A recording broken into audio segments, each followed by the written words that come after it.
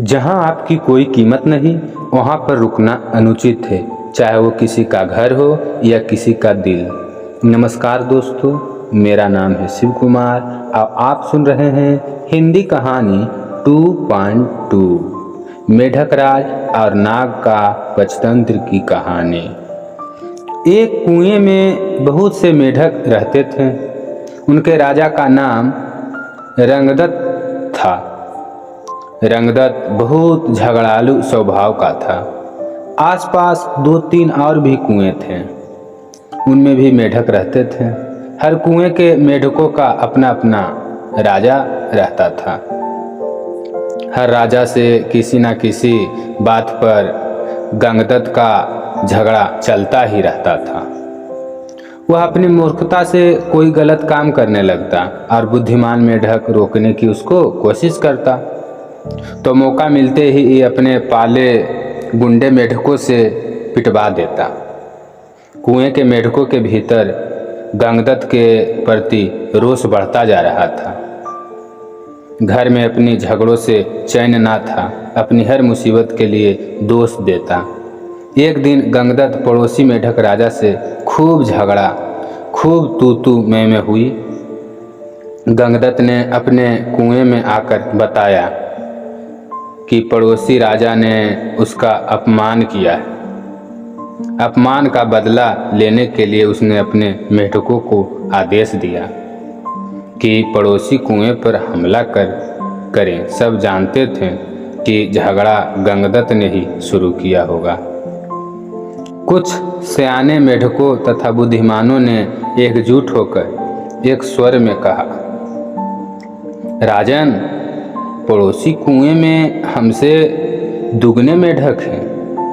वो स्वस्थ व हमसे अधिक ताकतवर हैं। हम यह लड़ाई नहीं लड़ेंगे। गंगदत्त सन्न रह गया और बुरी तरह तिलमिला गया। मन ही मन उसने ठान ली कि इन गद्दारों को भी सबक सिखाना होगा। गंगदत्त ने अपने बेटों को बुलाकर भड़काया, बेटा, पड़ोसी राजा ने तुम्हारे पिताश्री का घोर अपमान किया है। जाओ, पड़ोसी राजा के बेटों की एक ऐसी पिटाई करो कि वो पानी मांगने लग जाए। गंगदत्त के बेटे एक दूसरे का मुंह देखने लगे। आखिर बड़े बेटे ने कहा, पिताश्री, आपने कभी हमें टरटराने की इजाज़त नहीं दी।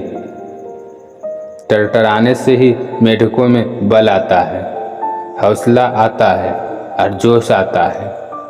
आप ही बताइए कि बिना हौसले और जोश के हम किसी की क्या पिटाई कर पाएंगे। अब गंगदत्त सबके चिढ़ गया। एक दिन वह कुढ़ता हुआ और बड़बड़ाता कुएं से बाहर निकल इधर उधर घूमने लगा। उसे एक भयंकर नाग पास ही बने अपने बिल में घुसता नजर आया। उसकी आंखें चमकी। जब अपने दुश्मन बन गए हो तो दुश्मन को अपना बनाना चाहिए। यह सोचकर वह बिल के पास जाकर बोला, नागदेव, मेरा प्रणाम। नागदेव फुफकारा, अरे मेढक, मैं तुम्हारा बैरी हूँ, दुश्मन हूँ, तुम्हें खा जाता हूँ और तू मेरे बिल के आगे आकर मुझे आवाज़ दे रहा है। गंगदत्त टरटराया, हे नाग, कभी शत्रुओं से ज़्यादा अपने दुख देने लगते हैं। मेरा अपनी जाति वालों और सगों ने इतना घोर अपमान किया है, उन्हें सबक सिखाने के लिए मुझे तुम जैसे शत्रु के पास सहायता मांगने आना पड़ा। तुम मेरी दोस्ती स्वीकार करो और मज़े करो। नाग ने बिल से अपना सिर बाहर निकाला और बोला, मज़े? कैसे मज़े? गंगदत्त ने कहा, मैं तुम्हें इतने मेढक खिलाऊंगा कि तुम मोटाते मोटाते अजगर बन जाओगे। नाग ने शंका व्यक्त की, पानी में जा नहीं सकता, कैसे पकड़ूंगा? मेढक गंगदत्त ने ताली बजाई, नाग भाई, यही तो मेरी दोस्ती तुम्हारे काम आएगी। मैंने पड़ोसी राजाओं के कुएं पर नज़र रखने के लिए अपने जासूस मेढकों से गुप्त सुरंगें खुदवा रखी है। हर कुएं तक उनका रास्ता जाता है। सुरंगें जहाँ मिलती है वहाँ एक कक्ष है। तुम वहाँ रहना और जिस जिस मेढकों को खाने के लिए कहूँ उन्हें खाते जाना। नाग गंगदत्त से दोस्ती के लिए तैयार हो गया, क्योंकि उसमें उसका लाभ ही लाभ था। एक मूर्ख बदले की भावना में अंधे होकर अपनों को दुश्मन के पेट के हवाले करने को तैयार हो तो दुश्मन क्यों ना इसका लाभ उठाए। नाग गंगदत्त के साथ सुरंग कक्ष में जाकर बैठ गया। गंगदत्त ने पहले सारे पड़ोसी मेढक राजाओं और उनकी प्रजाओं को खाने के लिए कहा। नाग कुछ शब्दों में सारे दूसरे कुएं के मेढकों को सुरंगों के रास्ते जा जाकर खा गया। जब सब समाप्त हो गया तो नाग गंगदत्त से बोला, अब किसे खाऊं? जल्दी बता। 24 घंटे पेट फूल रखने की आदत पड़ गई है मुझे। गंगदत्त ने कहा, अब मेरे कुएं के सभी सयाने और बुद्धिमान मेढकों को खाओ। वह खाए जा चुके तो प्रजा की बारी आई। गंगदत्त ने सोचा, प्रजा की ऐसी तैसी हर समय कुछ न कुछ शिकायत करती रहती है। उनको खाने के बाद नाग ने खाना मांगा तो गंगदत्त ने बोला, नागमित्र, अब केवल मेरा कुनबा और मेरे मित्र बचे हैं। खेल खत्म और मेढक हजम।